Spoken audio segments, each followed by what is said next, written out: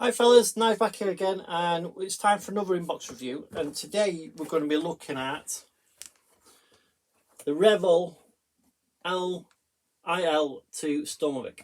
Okay, now this is a reboxing of the Accurate miniature kit.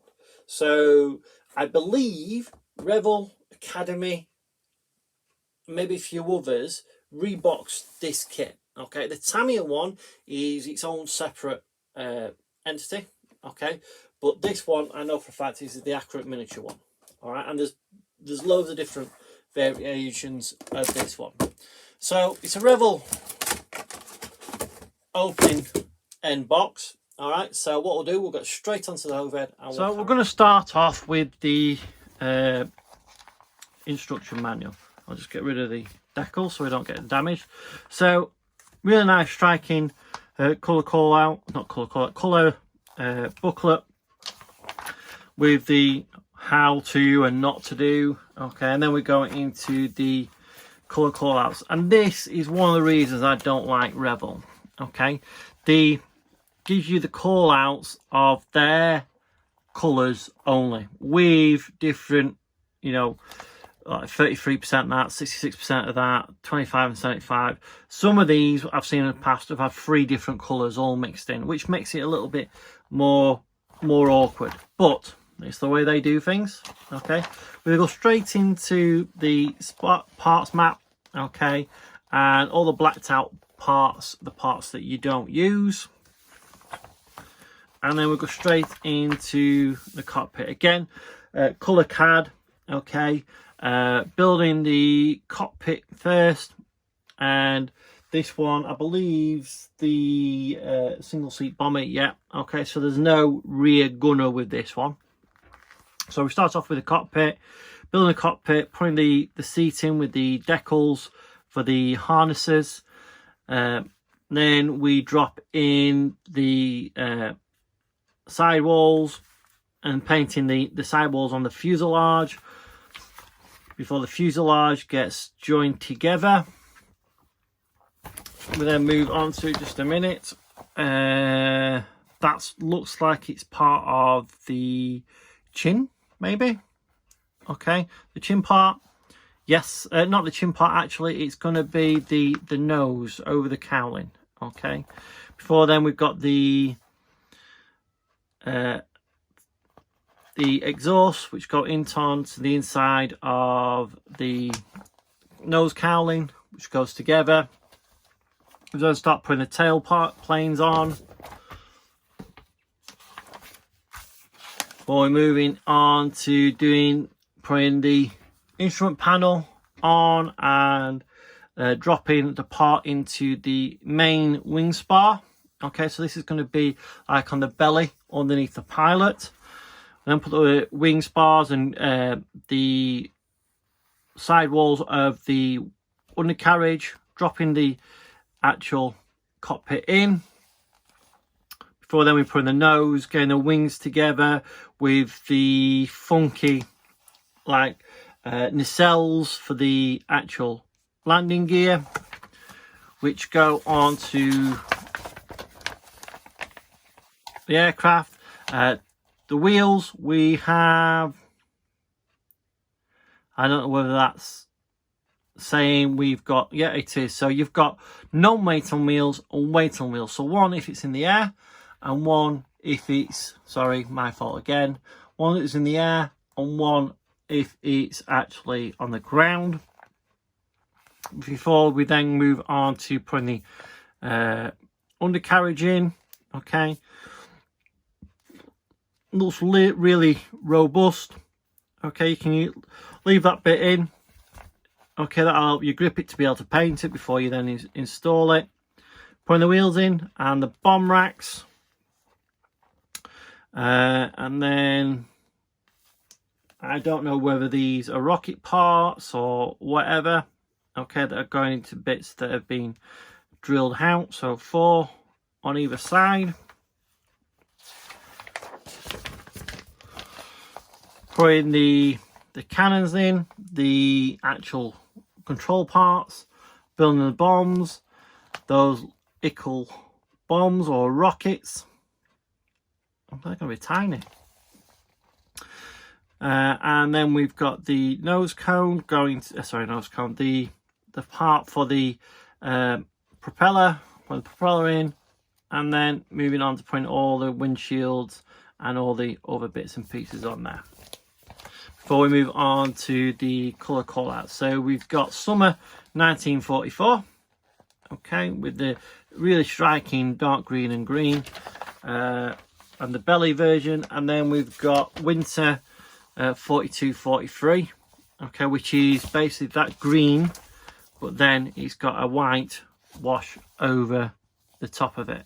Okay, so that should look really, really nice. That's probably what I'm going to do, to be quite fair, before we go into belly. Okay, move on to the actual parts now. So start with the wings.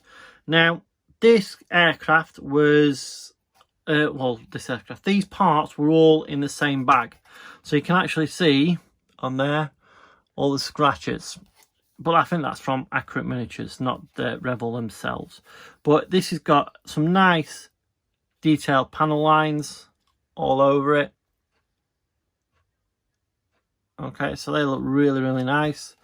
Bare minimum of detail in the wheel wells. We then have the nose and a lot of the bombs. The exhausts, again, they will need opening out. Nothing to really write home about. Okay, I did notice that the actual undercarriage doors are actually moulded open, which is interesting. That could be a nice way to go, though you'll have to deal with these injection pin marks. But don't forget, this kit is actually quite old now. Okay, what I mean by quite old, probably 90s. All right, then we've got the prop spinner and the prop blade there. For the aircraft this size, it's actually quite a small prop.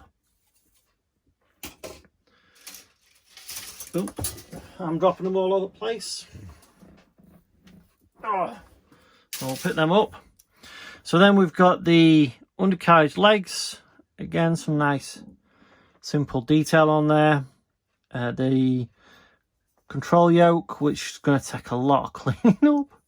Look at that. Okay, a lot of cleaning up on there.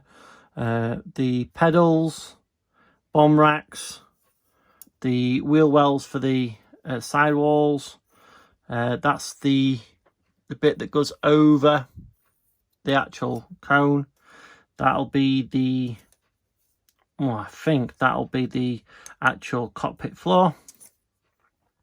Cockpit seat, I believe. Some nice raised detail on there. Right, tail wheel.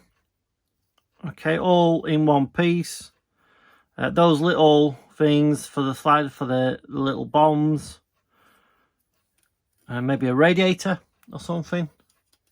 So again, there's a lot of nice little detail on here, but then it's missing a bit of like from model releases, and I would expect that because it's, like I said, it's an older kit. Bottom of the wings, okay, those where those little bomb racks go. Again, some nice raised, and so these hinges are all raised, and also the rivet, the recessed panel lines.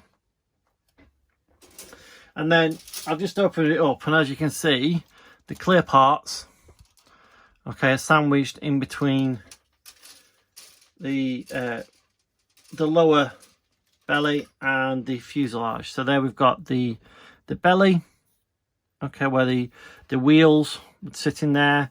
The really, really big tail planes. Again, some nice detail on there, some nice ribbing, and some nice looking tyres. Okay, quite a bit of detail on those tyres. So that's going to look lovely. And the wheel hubs, again, some nice detail on that. Will pick up a wash really nicely. That's one side. and then we've got the main fuselage. So maybe a tank, a fuel tank at the front here. Some nice, again, detail all around it. Another tail wheel. Okay, some sort of bulkhead or something. Those are those little bombs. They are going to be a ball ache to paint and be able to sort out on how to paint them. Okay, some more of those racks. Move on to the clear parts. Luckily, they are not scratched, though. Yeah, we have a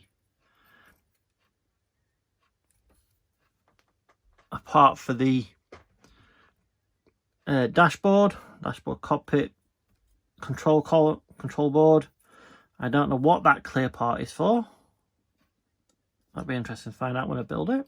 Okay, so nice decent plastic.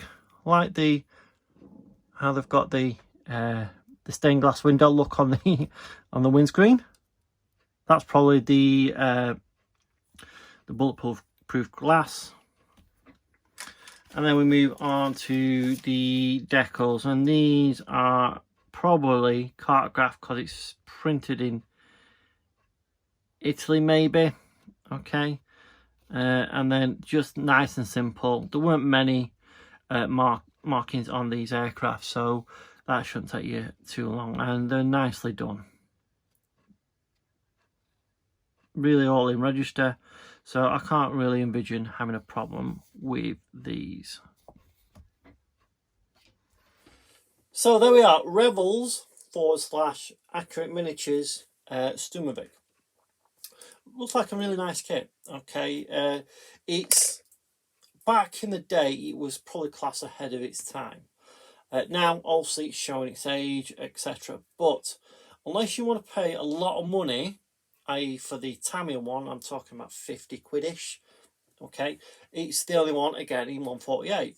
So this one's probably going to set you back about 25 quid. I can't remember how much it cost me because I got it from my local model shop. Just have a look, see if I can see the price on it anywhere. And I can't. Mind you, they just have in my local model shop for the Airfix kits, they just have like the number, and if it's a certain number, so if it's 5 series in all numbers, that's their pricing guide.